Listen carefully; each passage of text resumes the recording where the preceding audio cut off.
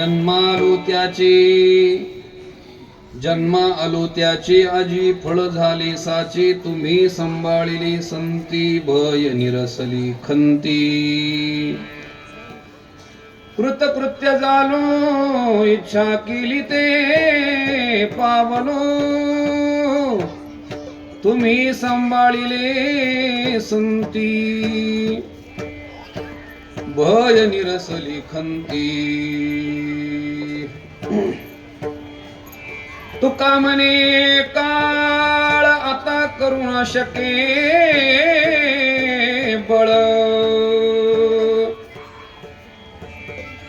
तुम्ही संभाळिले संती भय निरसली खंती समचरण सरोजम सांद्र नीलांबुदावरम जगरनिहित पाणी मंडन मंडनानां तरुण तुलसी माला कंदरम कंजनेत्रम सदयद्वलहासं विठ्ठलं चिन्तयामि कलावद्य जीवधरार्थावतारं कलंकं कतिजूधिकामोदि वक्रं खलानीशवादा पुनुदारदक्षं समाधिस्तमृतिं भजे ज्ञानदेवम् नमो सद्गुरु तुकया ज्ञानदीपा नमो सद्गुरु सच्चिदानंद रूपा नमो सद्गुरु भक्त कल्याण मूर्ती नमो सद्गुरु भास्करा पूर्ण कीर्ती संपाद्य ज्ञानंच विदाय भक्तिं विलोकितोयेन समाधिराज वैराग्यवन्तं सुविचारयुक्तं नमामि जोगं शिरसा गुरुं तं दयांची केली स्मरण होय सकल विद्यांची अधिकरण तीची वंदो श्री चरण श्री गुरूंचे ते नमस्कारुणी आता मस्तक माझा पायावरिया पार करी संताच्या पार करी संताच्या या पार करी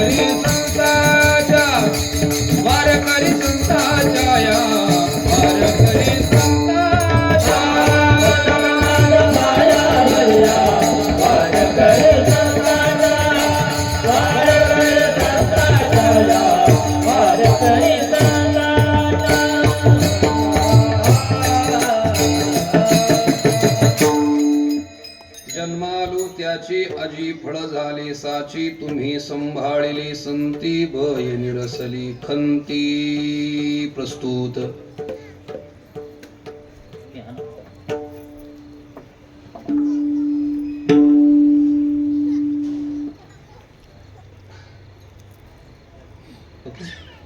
प्रस्तुत प्राप्त प्रसंगी प्राप्त स्थळी प्राप्त वेळी कीर्तन सेवे करता अर्थात निरूपणा करता निवडलेला भंग संत हृदय सम्राट विश्वसंत नंद कृपावंत श्रीमंत श्री जगद्गुरु तुकोबरा यांच्या भंग संहितेतील भंग गाथेतील 4 चरणाचा प्रासादिक प्रसिद्ध आणि गोड अशा प्रकारचा भंग आहे. या भंगाच्या द्वारा श्रीमंत श्री जगद्गुरु तुकोबराय संतांनी केलेले उपकार त्याबद्दलची कृतज्ञता व्यक्त करतात. विढाला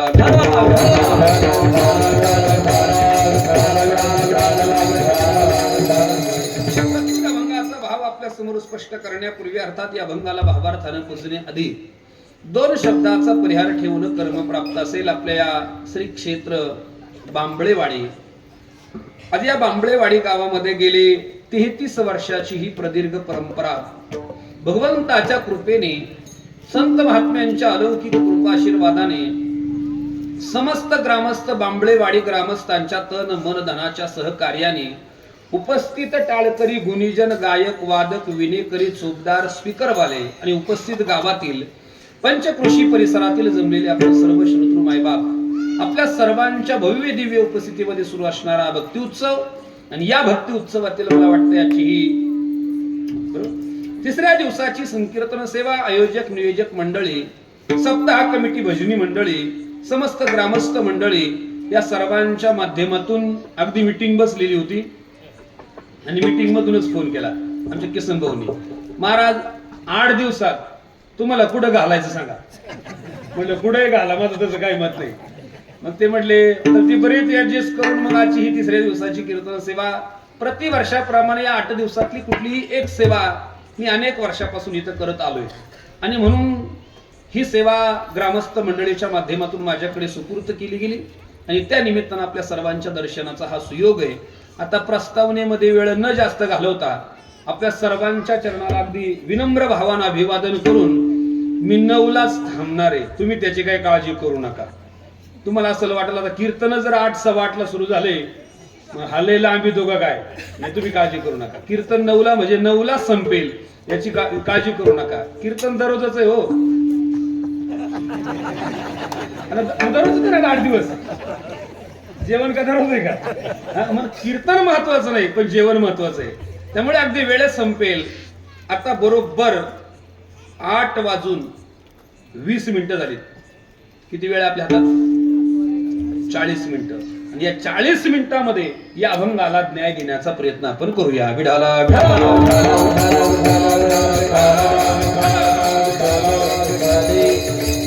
जन्मालो त्याची आजी फळ झाली साची, तुम्ही संभाळिली संती भय निरसली खंती.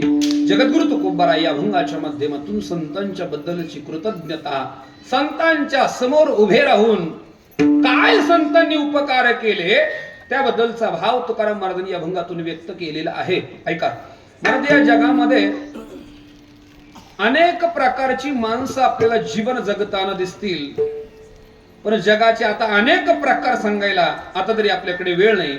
म्हणून सगळ्या जगाचे अनेक प्रकार न करता या सगळ्या जगाचे आज आपल्याला 2 प्रकार करायचे. एक आहे कृतज्ञ लोकांचा वर्ग आणि दुसरा आहे कृतज्ञ लोकांचा वर्ग. ऐका ऐका, एक आहे कृतज्ञ लोकांचा वर्ग आणि दुसरा आहे कृतज्ञ लोकांचा वर्ग. कशाला म्हणायचं कृतज्ञ आणि कशाला म्हणायचं कृतज्ञ? उपकाराची जाणीव ज्याला नसते त्याला कृतज्ञ म्हणतात आणि उपकाराची ज्याला जाणीव असते त्याला मात्र कृतज्ञ म्हणतात. कृतज्ञ आणि कृतज्ञ असे 2 प्रकारची माणसं आपल्याला या जगामध्ये पाहायला मिळतील. ऐका, अगदी अगदी अगदी ढोबळ मनाने व्याख्या सांगायची झाली तर कृतज्ञ कोणाला म्हणायचं? कृतज्ञ म्हणजे स्वार्थी, कृतज्ञ म्हणजे स्वार्थी आणि कृतज्ञ म्हणजे परमार्थी. ऐका ऐका वाक्य ऐका, कृतज्ञ म्हणजे स्वार्थी आणि अशी काही कृतज्ञ माणसं महाराज या जगामध्ये तितकी स्वार्थानं जीवन जगत असतात. आपला स्वार्थ साधत असेल तर त्याला समोरच्या व्यक्तीचं काही पडलेलं नसतं, काही गरज नसती महाराज त्याला. अशी काही कृतज्ञ माणसं या जगामध्ये आहे, त्यांचा स्वार्थ साधत असेल, मी बोलत नाही भाषा ज्ञानोबारायांची, तैसे काया वाचा मने भलतिया दुःख देत जाई, स्वार्थ साधिता न पाहे पराचे हित. काय वापरले शब्द ज्ञानोबारायांनी हो. काही काही या जगामध्ये अशी स्वार्थी माणसं महाराज, त्यांना दुसऱ्याचं काहीही झालं तरी काही गरज नाही, स्वतःचा स्वार्थ साधत असेल तर अशी काही कृतज्ञ माणसं या जगामध्ये आपल्याला पाहायला मिळतील. स्वतःसाठी जीवन जगणारे आहेत अनेक. अगदी जी उभी मी तुमच्या समोर म्हणून दाखवली ना, या सगळ्या उभीचा अनुवाद आपल्याला प्रचिती व्यवहारात येते आणि आपल्या सगळ्यांच्या पाठातली एक म्हण आहे. पहिली म्हण सांगू का दृष्टांत सांगू? पहिला दृष्टांत सांगतो, म्हण लगे तुमच्या ध्यानात येईल. योगायोगानं मागच्या वर्षी मोठ्या प्रमाणामध्ये एक कुंभ झाला. कुठं? मागच्या वर्षी म्हणजे ह्याच वर्षात झाला तो तसा, पण मागे झाला का नाही कुंभ? अतिशय मोठ्या प्रमाणात. असं म्हणतात, साधू लोकांचं मत आहे, आतापर्यंत अनेक कुंभ झाले पण प्रयागराज सारखा कुंभ झालाच नाही म्हटले.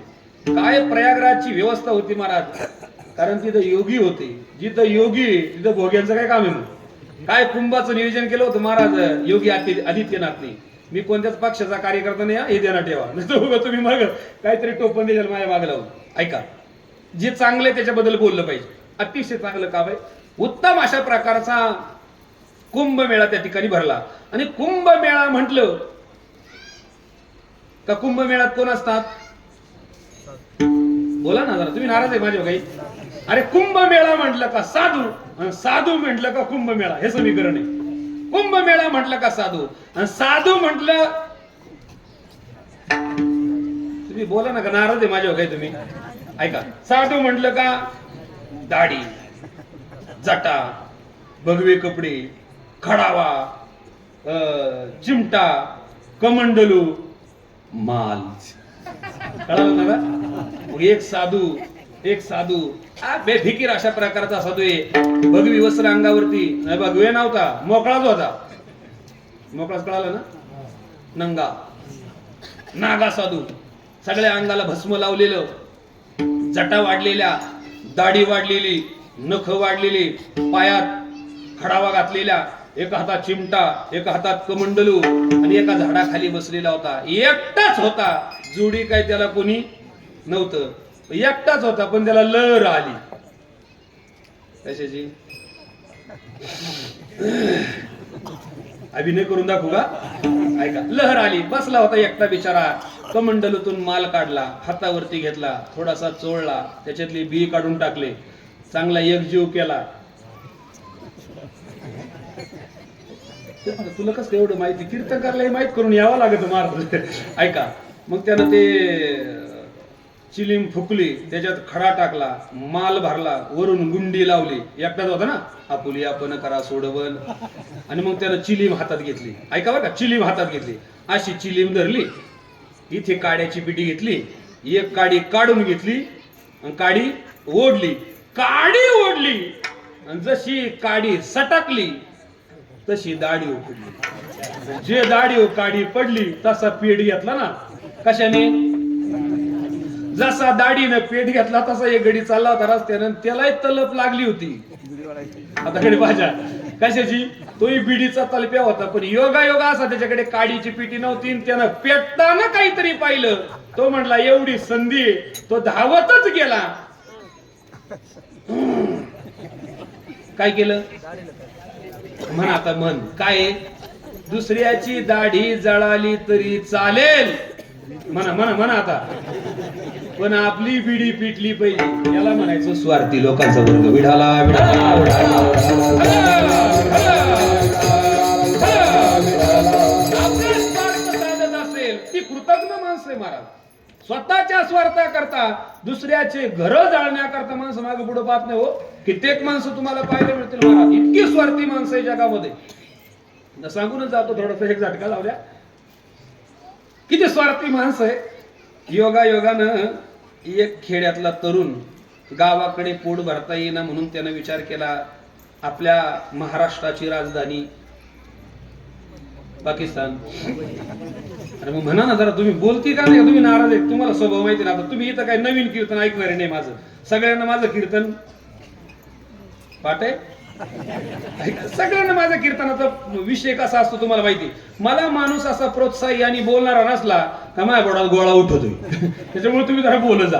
ऐका, आपल्या महाराष्ट्राची राजधानी मुंबई. आणि त्याने विचार केला, खेड्यातला तरुण आहे, नवीनच लग्न झालेलं आहे. त्याने विचार केला तिथं पोट भरणं शक्य नाही, आणि म्हणून त्याने विचार केला आपण जायचं कुठं? मुंबईला जायचं. आणि मग तो एकटा गेला नाही, गोमुसंगतीनं रामकृष्ण दोघे जोडीनं गेले, मुंबईला गेले. आणि मुंबईला गेल्याच्या नंतर त्यांना एक लेकरू झालं, चांगलं 7-8 महिन्याचं लेकरू झालं. गावाकडच्या लोकांना त्यांची आठवण यायला लागली, पण आता त्यांना इकडे येणं शक्य नाही. मग यांनी विचार केला आपण कोणाला तरी भेटायला पाठवू. कोणाला पाठवायचं? त्यांची हेली खुशाली ऐकून आपण आलो पाहिजे. मग नेमकं उन्हाळ्याचे दिवस होते, आणि उन्हाळ्याच्या सुट्टीमध्ये सुट्ट्या लागल्या होत्या. त्याची मेवणी नेमकं 12वी सुटली होती. मग त्याची मेवणी तिची बाई, मग तिला मुंबईला पाठवायचं ठरवलं. मग ही बिचारी मुंबईला गेली. आता पाहुणी आली, आणि बरं कोण आहे? ब्रह्मचारी काय? मेवणी पाहुणी आली. बरं, बऱ्याच दिवसांनी आली ना, एवढ्या दिवसांनी आली पाहुणी म्हटल्याच्या नंतर पाहुणी आली. ती ज्या दिवशी आली ती दुपारी 12च्या गाडीने आली. आणि योगा असं महाराज रात्री 12 वाजता चीनच्या बिनधोरणीपणामुळे आपल्याला एक वानोळा आला. काय? कोरोना. मग कोरोना असं होता, रात्री 12ला लॉकडाऊन झालं महाराज. बरं, लॉकडाऊन असं होतं, घरातले घरात बाहेरचे बाहेर, कडक लॉकडाऊन. आता पाहुणी आली महाराज. आता पाहुणीला पाहुणचार तर करायला पाहिजे, चाळीत राहणार ते कुटुंब बिचारा गावाकडून गेलेला. आता काय पाहुणचार करायचा? एक दिवस गरा केला, एक दिवस रवा केला, एक दिवस शिरा केला. का तिने एकच झालं? तिने एकच झालाय का? पाहुणचार सुरू झाला, 1 दिवस झाले, 2 दिवस झाले, 3 दिवस झाले, लॉकडाऊन काय उठेनाच झालं महाराज. आता काय करायचं? घरातून बाहेर जाता येईना. एक दिवस नेमकं रविवार होता आणि तिनं दुपारचे 12 वाजलेले होते, भलतंय गरम व्हायचं. तिनं सांगितलं, दाजी. म्हटले, काय ग? लय श्रीखंड खाऊशे झाले. कोण म्हटलं? कोण?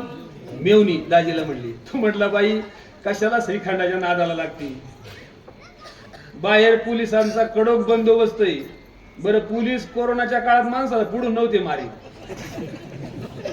मग मागून टोला टाकायची.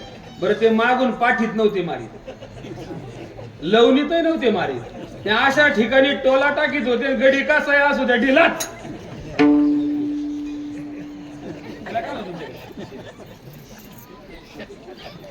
माकड हडाव टोला टाकायचे महाराज. गडी कसा असू द्या, माकड हडाव टोला टाकला, गडी ढिलाच. आणि मग काय, तो कशाला श्रीखंडाची अपेक्षा करते? ती म्हटली, दाजी लोक मेवणे करता कायदे बदली त्यात, आणि तुम्ही श्रीखंड आणू शकत नाही. म्हटले, काय दाजी का काय? आता हा बिचारा त्या मेवणीच्या आग्राला बळी पडला, घरातून बाहेर पडला. कशाला? श्रीखंड आणायला.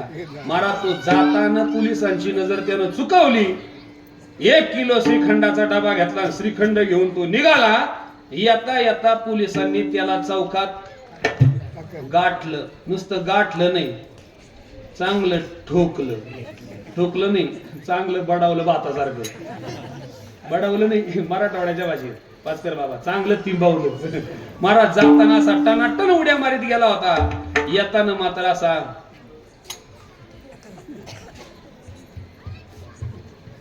ऐका, जाताना टनाटनात उड्या मारीत गेला होता आणि येताना मात्र कुलपत कुलपत आला. मेवणी वाटच पाहत होती. दाजी घरातून तर 6:30लाच गेलेत. 8:30 वाजत आलेत, अजून का आले नाही ती वाट पाहत होती. निढळावरी कर ठेवून वाट मी पाहे. अजून काय येत नाही बाबा, दाजी अजून काही ना. महाराज तेवढ्या तिकडून दाजी असे कुलपत कुलपत कुलपत कुलपत येत होते. दरवाजात आले आणि मेवणीने विचारलं, म्हटले, दाजी तुम्ही जाताना तर असे टनाटन उड्या मारीत गेले होते ना, आता असे कुलपत कुलपत का आले? दाजी म्हटला, बाई तो श्रीखंडा पायी माझा भूखंड सुधायची वेळ आली. आता काय करायचं सोडून. याला म्हणायचं स्वार्थी लोक. हे कृतज्ञ लोक. मला स्वतःचा स्वार्थ साधत असेल तर दुसऱ्याला कितीही त्रास झाला तर त्याची त्यांना काही गरज नाही. हा मात्र स्वार्थी लोकांचा वर्ग आहे महाराज. हे कृतज्ञ लोकांचा वर्ग आहे. कृतज्ञाला तुम्ही कितीही उपकार करा, शेवटी तो कृतज्ञच असतो महाराज. उपकाराची माणसाला जाणीव असली पाहिजे. हो, वेळ प्रसंगी काही करण्याची वेळ आली तरी चालेल, पण माणसानं कृतज्ञ बनू नये. योगायोगानं हा सप्ताह श्री भगवद गीता म्हणजे गीता जयंतीच्या पर्व काळावरती सुरू आहे.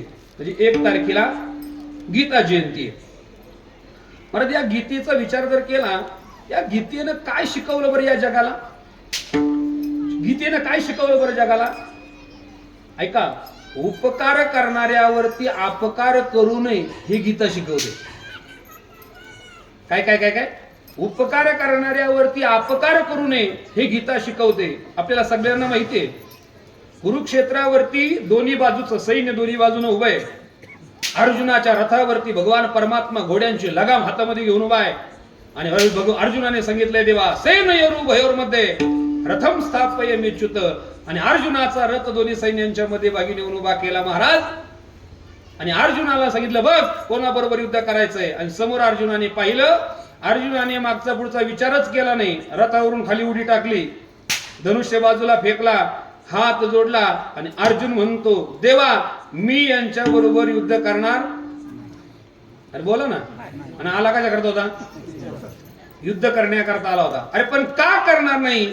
असं म्हटल्याच्या नंतर अर्जुनाने देवाला दिलेलं उत्तर ऐका. काय म्हणलं अर्जुन? अर्जुन म्हणतो, देवा अरे कसं यांच्या बरोबर युद्ध करायचं सांग. गुरुनी हत्वा इमानुभावा. अरे वेळ प्रसंगी आपल्या शरीराची चामडी काढून त्यांच्या पायाला चप्पल शिवाव्यात एवढे उपकार या सगळ्या मंडळीने माझ्यावरती केलेत. ते माझे गुरु द्रोणाचार्य, भीष्माचार्य, कृपाचार्य, ही सगळी मंडळी उभी आहे माझ्या समोर आणि तू सांगतो त्यांच्या बरोबर युद्ध कर. देवा मी काय म्हणलं अर्जुन? मी काय जेथेची लाही जे वरू तेथीची म्हणी जे व्यभिचारू तरी मी काय भस्मासुरू. संजय राऊत म्हणे भस्मासुर म्हणजे ऐका. अर्जुन म्हणतो देवा मी काय भस्मासुर आहे काय? अरे ज्यांनी कृपा करावी आणि त्यांच्याच विरोधामध्ये उभं राहावं. नाही देवा माझ्याच्यानं हे शक्य होणार नाही. मला सुईच्या टोकावरती एवढं सुद्धा राज्य देणार नाही अशी त्यांची भाषा आहे. त्यांच्या बाजूने उभे राहिलेत पण तरी गुरु आहे तरी त्यांच्याबद्दलची कृतज्ञताची भावना आहे. त्याला म्हणायचं जीवन. विठाला विठाला.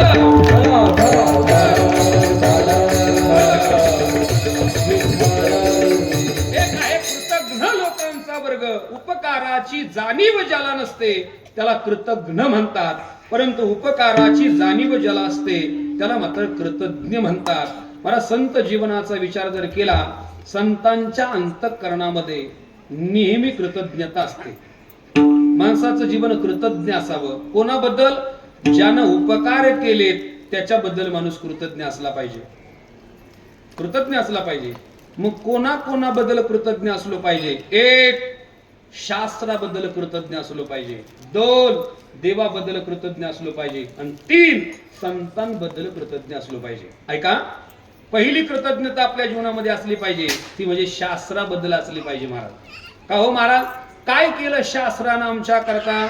महाराज या जगातले आपले खरे आईबाप जर कोण असतील तर ते शास्त्र खरं आपलं आईबाप आहे. काय बोलता महाराज? हो शास्त्र हेच खरे आईबाप आहे. मी बोलत नाही. आपल्या खऱ्या हिताचा विचार कोणाला माहितीये? शास्त्रालाच माहितीये. म्हणून ज्ञानोबारायांनी कौतुक करत असताना काय वर्णन केलंय? अहितापासून काढिती हित देऊनी वाढविती नाही श्रुती परवती माहुली जगा. काही शब्द वापरले ज्ञानोबारायांनी शास्त्राबद्दल. ऐका, शास्त्र ही आपली आई आहे महाराज. आणि ऐका, शास्त्र ही आपली आई आहे आणि शास्त्र आपल्याला चुकीचा मार्ग कधीच सांगणार नाही. म्हणून आपण शास्त्राबद्दल काय असलो पाहिजे? कृतज्ञ असलो पाहिजे. कृतज्ञ असलो पाहिजे. शास्त्र आपल्याला चुकीचा मार्ग सांगणार नाही महाराज. म्हणून आपला शास्त्रावर विश्वास असला पाहिजे आणि शास्त्राबद्दल आपल्या अंतःकरणामध्ये कृतज्ञता असली पाहिजे. विठाला पहिली कृतज्ञता आपल्या जीवनामध्ये शास्त्राबद्दल असली पाहिजे महाराज. काय शास्त्र या जगामध्ये महाराज, कदाचित हे शास्त्र जर उपलब्ध नसतं आपल्या समोर काय करता आलं असतं बरं आपल्याला? कदाचित विचार करा, 4 वेद उपलब्ध नसते, 18 पुराण उपलब्ध नसते, 6 शास्त्र उपलब्ध नसते, किंवा ज्ञानोबा तुकोबाराय नाथ महाराजांचं भागवत उपलब्ध नसतं. काय केलं असतं बरं कदाचित? आपण सांगा बरं. बरं उपलब्ध असून सुद्धा लगबग माझ्या रायाची, म्हणजे एवढं उपलब्ध असून ये म्हणे त्यात. आता कशी खाना नारायण वटी भरून आहे बरं त्यांची? काय वाटतं तुम्हाला? एवढं शास्त्र उपलब्ध आहे महाराज. मला कधी कधी त्यांच्या बुद्धीची कीव येते हो.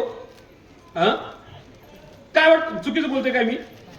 ऐका, एवढं मोठं शास्त्र उपलब्ध आहे महाराज आपल्याकडे. काय कमी? तुम्ही विचार करा. 4 वेद, 6 शास्त्र, 18 पुराण, बाकीचे त्या सोडून. बरं नाही ते त्या सोडून कमीत कमी आपल्या संतांचे ग्रंथ आहे आपल्याकडे. काय आहे? ज्ञानोबारायांची ज्ञानेश्वरी आहे, तुकोबारायांची गाथा आहे, नाथ महाराजांचं भागवत आहे. हे तर वारकरी संप्रदायाचं प्रस्तांत्र आहे. कमीत कमी आपण याचा तरी अभ्यास केला पाहिजे का नाही? आणि काय लिहिलंय महाराज ज्ञानोबारायांनी, नाथ महाराजांनी आणि तुकोबारायांनी?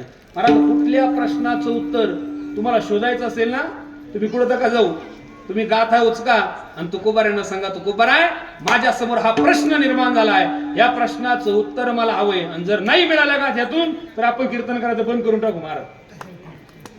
कुठलाही प्रश्न असू द्या, कुठलाही तुम्ही गाथा वाचा, दर्शन घ्या गाथ्याचं आणि विचारा तुकोबारांना, तुकोबाराय माझ्या अंतःकरणातला असा प्रश्न आहे. महाराज तुकाराम महाराज तुमच्या प्रश्नाचं उत्तर तुम्हाला दिल्याशिवाय राहणारच नाही. काय शब्द आहे तुकोबारांचे.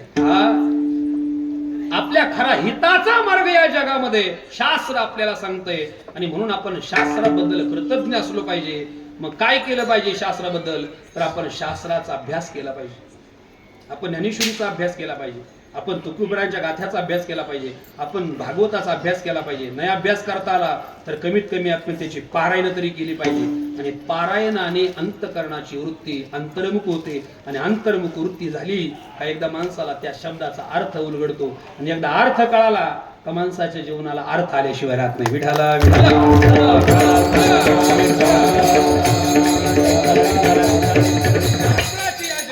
उपकार आहे म्हणून शास्त्राबद्दल कृतज्ञ असलं पाहिजे जीवन. एक दुसरा विचार आहे, माणूस देवाबद्दल कृतज्ञ असलो पाहिजे महाराज.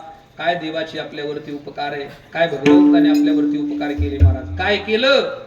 काय केलं ऐका, देवानं केलेले उपकार जर ऐकले, आता फक्त सांगतो, आता प्रमाण म्हणत नाही सगळे, काय केलं बरं देवानं आमच्या करता, आम्ही त्या देवाबद्दल कृतज्ञ असलो पाहिजे. एक, देवानं देह दिला. दोन, देवानं जीव दिला. तीन, देवानं इंद्रिय दिले. चार, देवानं आयुष्य दिलं. आणि पाच, देवानं आम्हाला ज्ञान दिलं. ऐका सगळे प्रमाण सांगतो तुम्हाला, लय लांबवत नाही, प्रमाण चाली म्हणत नाही. पहिला विचार आहे, देवानं तुम्हाला आम्हाला हा 3.5 हाताचा काय दिला, देवे दिला. काय प्रमाण आहे, देवे दिला. कुणी दिलाय, देवानं दिलाय. एक बरं, दुसरा देह दिला नाही, अजून काय दिलं, जेने हा जीव दिला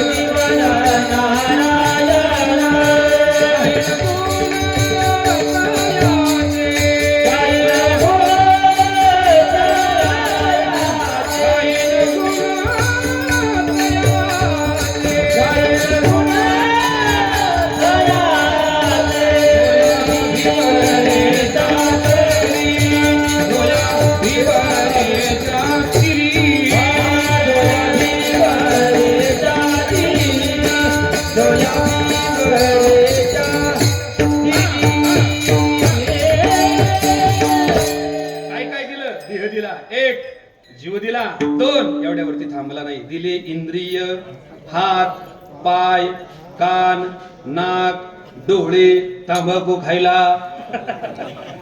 तोंड आहे का, तोंड दिला आम्हाला. एवढं सगळं दिले. कुणी दिले, आता तरी बोला, कुणी दिले, देवानं दिले. म्हणजे ज्यांना दिले त्याच्याबद्दल काय असलं पाहिजे, कृतज्ञ असलं पाहिजे.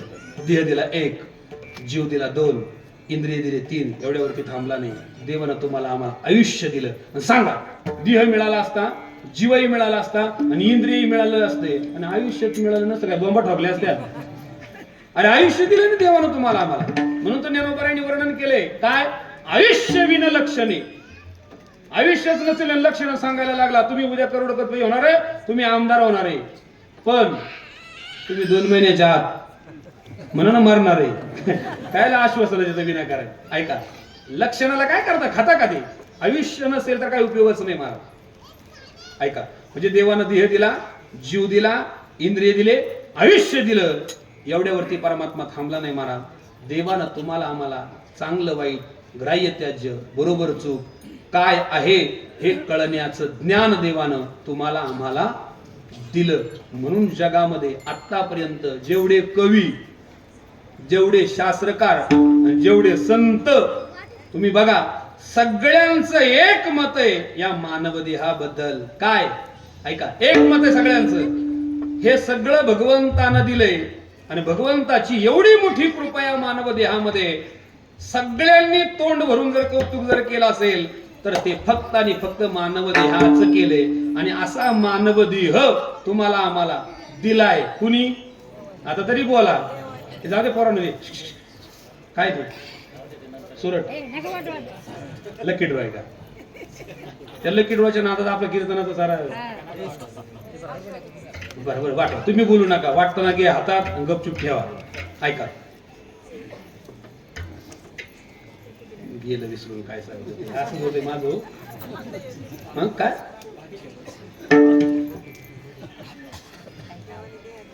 माझं वय माझं माझा प्रकारच असा आहे महाराज. मी आता कसा पाठ करून येतो आणि मग ते इथं आला असा विक्षेप झाला का माझ्या कुठे विसरून जातं, म्हणजे पानाला पान चिटकून जातं. मग पानाला पान चिटकलं का आता गेलो ना शेवटच्या पानावर, आता आली का बरं जाऊ द्या. विठाला विठाला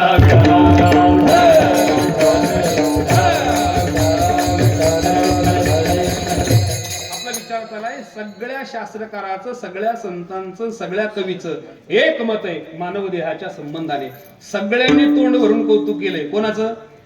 मानवाचं. म्हणून तर तुकाराम महाराज म्हणतात, हे जन्मी गडे देवाचे भजन आणि काही ज्ञान नाही कोठे, आणि काही ज्ञान नाही कोठे.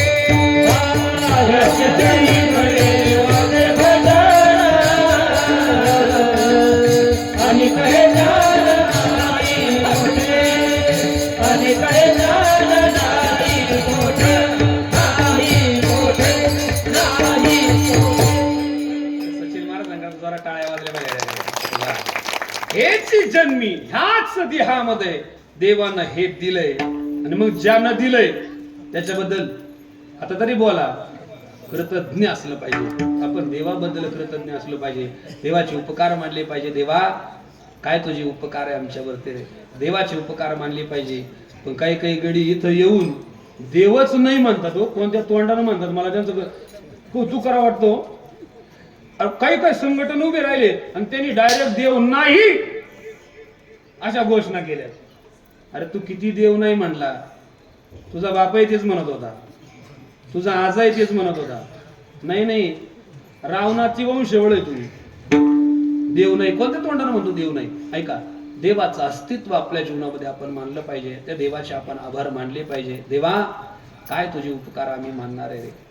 म्हणजे शास्त्राबद्दल कृतज्ञ असलो पाहिजे, एक देवाबद्दल कृतज्ञ असलो पाहिजे, दोन, आणि तिसरा मुद्दा आहे माणसाचं जीवन संतांबद्दल कृतज्ञ असलं पाहिजे. मला हो, संतांबद्दल कृतज्ञ असलो पाहिजे. मग तुम्ही म्हणाल का हो महाराज, संतांबद्दल जर कृतज्ञता मानली पाहिजे, असं संतांनी या जगाकरता काय केलंय, काय केलं बरं संतांनी? मला संतांचे उपकार शब्दात सांगताच येणार नाही. म्हणून तुकाराम महाराजांना म्हणावं लागलं, काय सांगू आता संतांचे उपकार, काय सांगू आता संतांचे उपकार, काय सांगू आता संतांचे उपकार, काय सांगू आता संतांचे उपकार, काय सांगू आता संतांचे उपकार, काय सांगू आता संतांचे उपकार.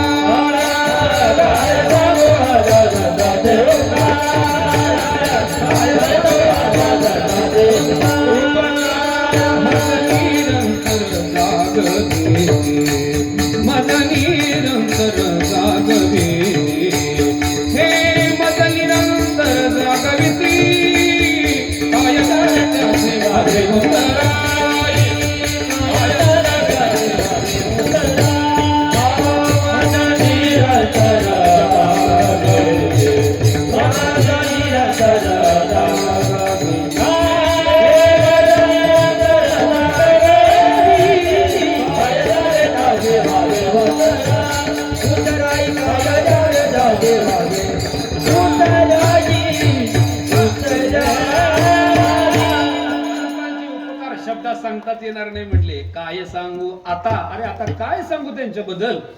संतांचे उपकार काय सांगू? संतांचे उपकार सांगण्यासारखे नाहीये. मग सांगण्यासारखे नाही याचा अर्थ तुम्हाला माहित नाही का? नाही माहिती, पण सांगावं तरी त्यांच्याबद्दल काय काय. ऐका, वाणी दोन वेळेस शांत होते महाराज. ज्याच्याबद्दल काही माहीतच नसतं तेव्हा हा शब्द येतो, काय सांगू. जेव्हा त्यांच्याबद्दल काय सांगायसारखं एवढं असतं, काय सांगू, हा शब्द दोन्हीकडे असतो. आमचे साहेब आले, त्यांच्याबद्दल काहीतरी बोला. आता त्यांच्याबद्दल काय काय बोलायचं, त्यांनी काय काय खाल्लं नाही हे सांगा, काय बोलायचं त्यांच्याबद्दल, म्हणून बोलावं लागतं साहेबांबद्दल. काय सांगू काय सांगू त्यांच्याबद्दल, त्यांनी काय काय घोटाळे केले आता ते काही किस्सा सांगायसारखे का सांगता येत नाही. काय सांगू आता, तसं संतांनी केलेले उपकार हे शब्दात सांगता येत नाही. काय केलं सांगा. तुकाराम महाराजांची वाणी सुरू झाली. मज निरंतर जागविती, एक संत जीवाला जागवतात, एक दोन संत जीवाला शिकवतात, आणि तीन संत जीवाला सांभाळतात. त्याच्या अभंगात आले संतांचे उपकार आहे. काय करतात संत? संत जीवाला जागवतात. कोणत्या? जे झोपलेले संतांनी त्यांना जाग केलं. केलं का नाही? उठा जागे वारे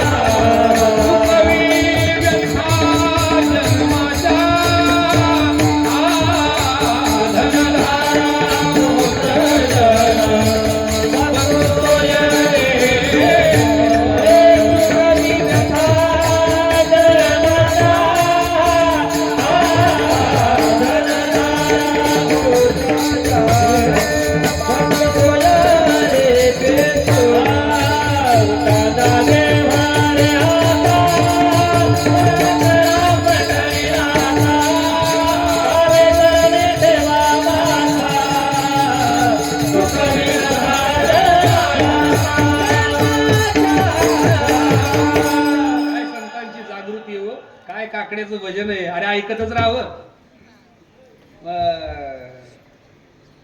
सचिन महाराज आम्ही म्हणतो तुम्ही चला, पण आता काय त्यांना ते शक्य नाही. त्यांनी घेतलेला चट गोळा करून तर काय माऊलीचा सोहळ्यातल्या भजनाचा आनंद आहे.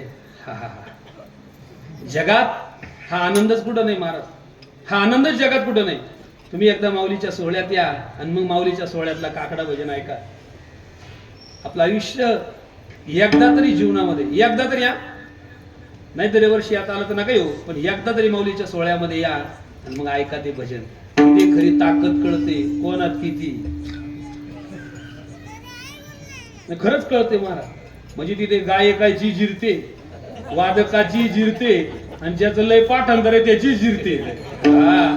ज्याला जिरवावी वाटते ना त्याला वारीला आलं पाहिजे. काय भजन आहे महाराज. काय संत जीवाला जागवतात. बघा सकाळचं जे भजन आहे ना महाराज, काय शांत रसातलं भजन आहे. संत जीवाला जागवतात. वासुदेव पहा, भोपाळ्या पहा, संतांचे वासुदेव पहा, संतांचे पांगुळ पहा, किंवा जगजोगी जगजोगी जग जागे बोलती जग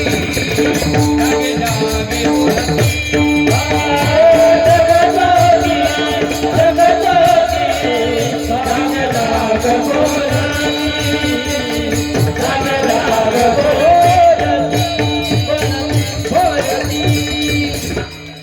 झोपलेला संत जाग करतात. उठाली माय बाप ऐसे लागले झोप, उठाली माय बाप कैसी लागली झोप,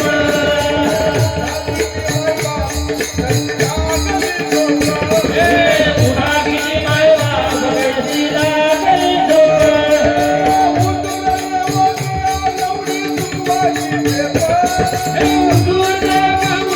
एवढी चुकवाली झेप,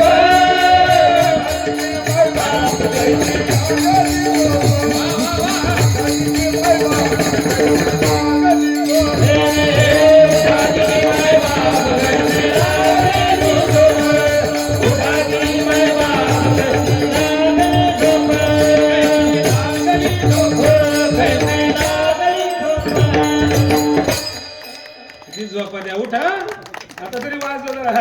हा उठा उठा की जी माय बाप कैसी लागली झोप. उठा जागे व्हा काही जागा की निजलासी, तुम्ही जागवली दारापासी, तुझ्या हितापाठी करी वसवसी. तुला त्याची लाज नाही का? तुझ्या हितासाठी तर कर जगाचं ते सोडून. तुझ्या हितापाठी करी वसवसी, भेटी घेसी नरेंद्र मोदीची गा असं नाही म्हणले. ऐका ऐका, संत जीवाला जागवतात आणि मग तरी लोक जागे होत नाही, तरी जागे होत नाही. मग शेवटचा प्रकार आहे, आता नाही ऐकलं.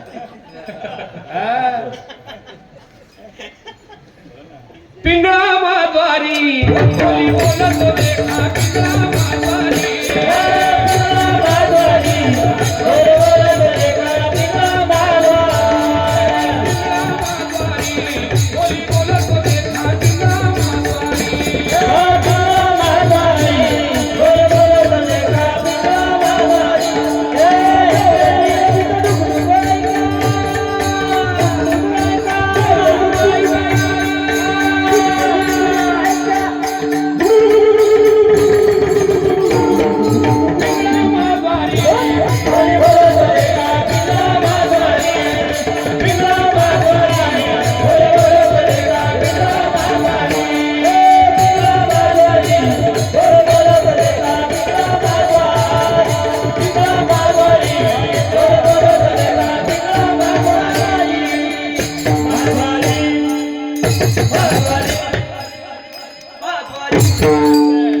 काय संतांची प्रमाण आहे.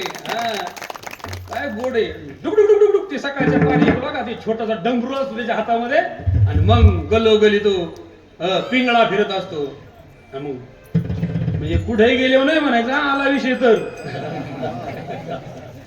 तो काय घेणं नाही देणं नाही असू द्या. रामकृष्ण घेणं ना देणं, 3 कोस राहणं अशी एवढं अवघड झालं. ऐका, संतांची जी अनेक प्रकरण आपल्याला पाहायला मिळतात तुम्हाला संत वाङ्मयामध्ये, ती जीवाला जाग करणारी ही सकाळची प्रकरण आहे. संतांनी जीवाला जाग केलं म्हणजे संत जीवाला पहिलं जर काय करत असेल तर झोपलेल्याला जाग करतात. आणि नुसतं जाग करून थांबत नाही, सहज बोलणी हित उपदेश करून सायास शिकवेती. संत जीवाला शिकवतात मला. काय संतांना खरं सांगा, क्रिया करोनी दाविती तैसे संत जगी, क्रिया करोनी दाविती अंगी. आता मला तुम्हाला विचारायचंय, खरं सांगा महाराज, आतापर्यंत जेवढे संत आपल्याकडे झाले ना, त्या सगळ्या संतांच्या जीवनचरित्राचा विचार जर केला ना, त्यांना एवढ्या कठोर साधना करायची गरजच नव्हती महाराज, गरज नव्हती. पण त्यांनी केल्या का, याचं एकच कारण आहे, यद्यदाचरती श्रेष्ठाः तत्तद्देवे इतरो जनाः एत वडील जी जी करती तया नाम धर्म ठेविती तेची येरा अनुष्ठिती सामान्य सकळ. म्हणून मोठ्या माणसाला पुढे जाताना असा जपून म्हणा पुढचं, हा त्यानं जरा जपून पाय टाकायला पाहिजे महाराज. मागून येणारे आपल्या मागे आलेत ना, मागून येणारे आपल्या मागे जर आले असतील तर आपण जपून चाललं पाहिजे महाराज. संतांनी जगाला हे शिकवत असताना काय कठोर साधना केल्या महाराज जीवनामध्ये. काही गरज नव्हती करण्याची, फक्त जगाला करून दाखवलं, कारण आपल्या मागे लोक येणार आहे. हा चला, संत जीवाला जागवतात, 1 संत जीवाला शिकवतात, 2 आणि संत जीवाला सांभाळतात. तुकोबाराय आज संतांच्या समोर उभेत, तुकोबाराय आज संतांच्या समोर उभेत आणि संतांच्या समोर उभे राहून तुकोबाराय त्यांच्याबद्दलची कृतज्ञता व्यक्त करतात अभंगाच्या 2ऱ्या चरणात.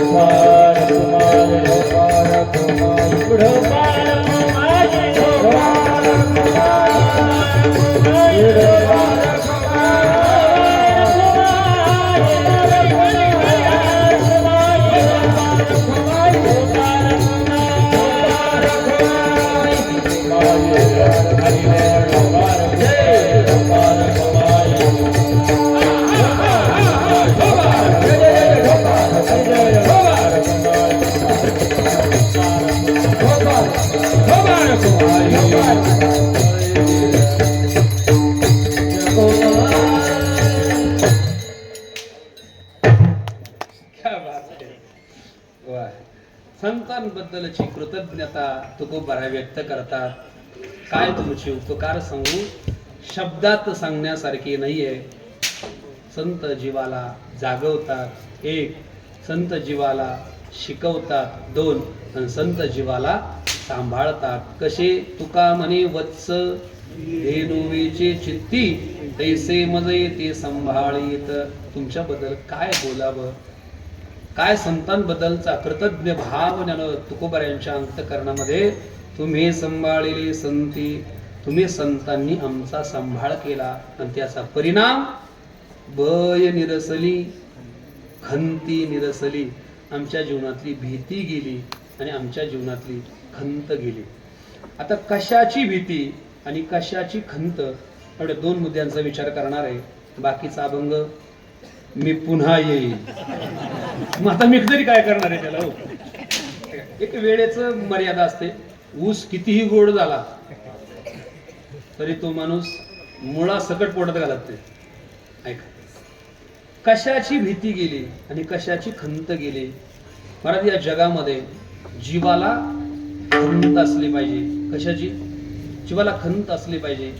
अरे, मानव देह मिळालाय आणि मानव देह मिळून सुद्धा भगवंताचं दर्शन प्राप्त झालेलं नाही, याची माणसाला खंत वाटली पाहिजे. खंत वाटली पाहिजे माणसाला. देवा, हे मानव शरीर मिळालंय आणि मानव शरीर मिळून सुद्धा जर तुझा दर्शनाचा लाभ आमच्या जीवनामध्ये मिळत नसेल ना, जगातला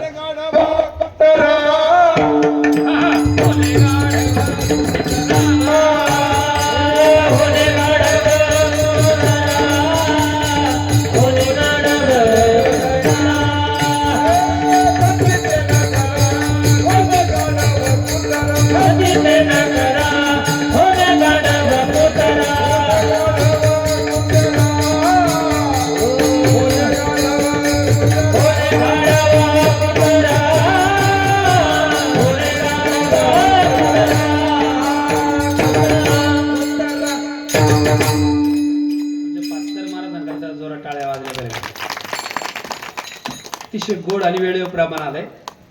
खंती ते न करा, त्यानं खंती करा. का गाढव कुत्र्याच्या जन्माला जाता रे. ही संधी जर गमवत असाल तुम्ही, ऐका, तुम्ही ही संधी गमवत असाल, तुम्हाला त्याची काही खंत वाटत नाही. आणि काही नाही वाटत मला. काही काही लोकांना काय इतके काही निर्डावलेले, इतके निर्डावलेले, काही ना काही वाटत नाही.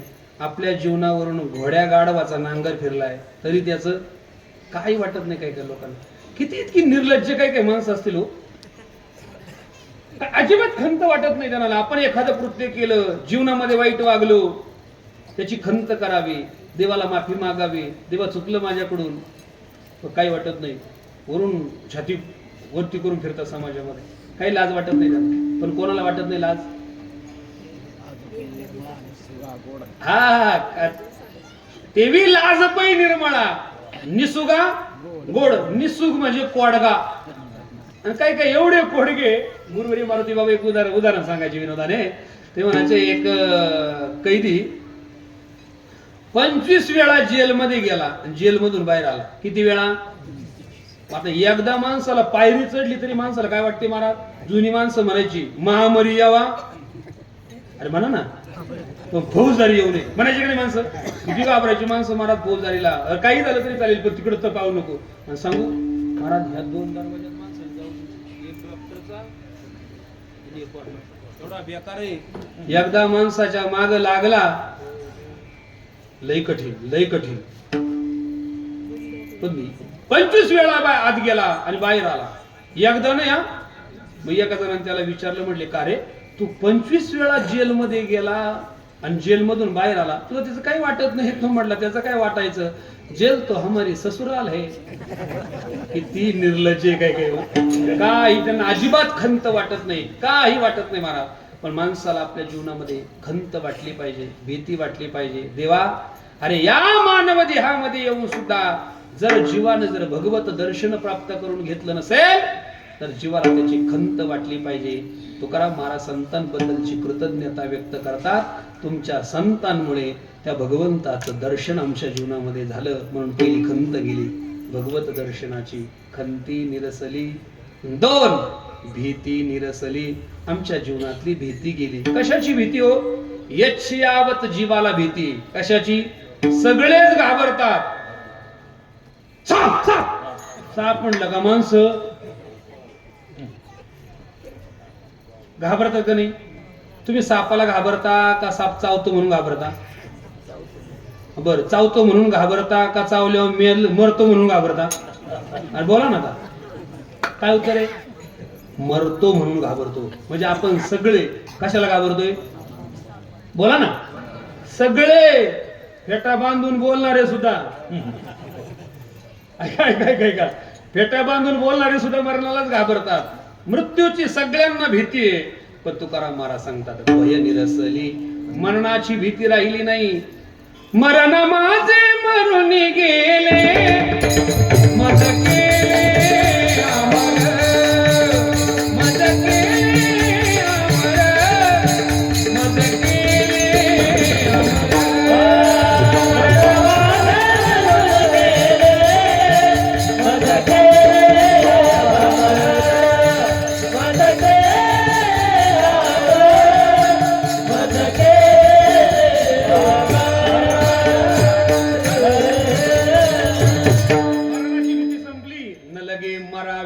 न लगे जावे मरावे लागत. अहो अखंडित जैसे तैसे आम्ही जसे होतो तसे, म्हणजे आम्ही परब्रह्म स्वरूप आहोत.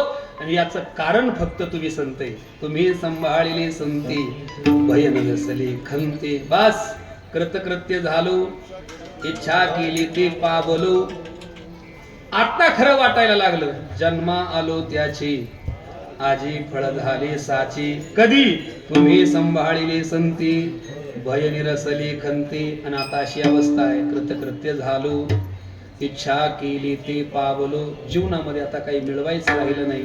जीवनामध्ये आता काही मिळवायचं राहिलं नाही. आणि ज्याची भीती होती तुकाराम महाराज सांगतात तोही आता आमच्यावरती बळ करू शकत नाही. अभंगाचा शेवट. तुका मने काळ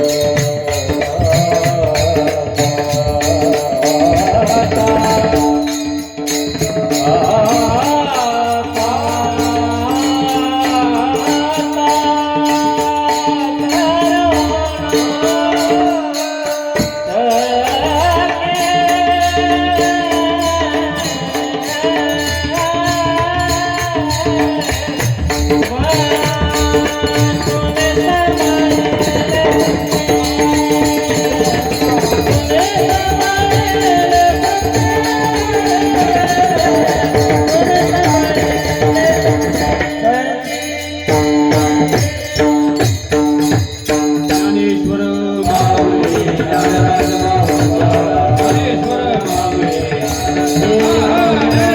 माऊली ज्ञानेश्वर माऊली जय जय ज्ञानेश्वर माऊली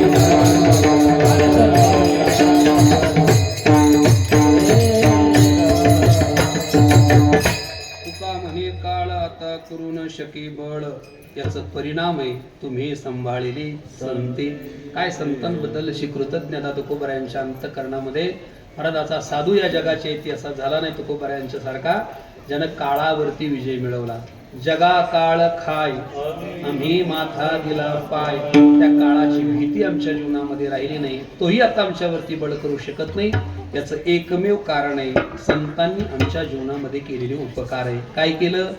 त्यांनी आम्हाला जागवलं 1, त्यांनी आम्हाला शिकवलं 2, आणि त्यांनी आम्हाला सांभाळलं. म्हणून तुम्ही सांभाळलेली संती भय रसली खंती. एकदा त्या संतांबद्दलची कृतज्ञता म्हणून सगळ्यांनी एकदा हात वरती करायचे. सगळ्यांनी हा, मी पुढे बोलणार आहे आणि त्या सगळ्या संतांची नावं घेऊन भजन करायचं आपल्याला. हात माझ्याकडे बघा. निवृत्ती ज्ञानदेव सोपान मुक्ताबाई एकनाथ नामदेव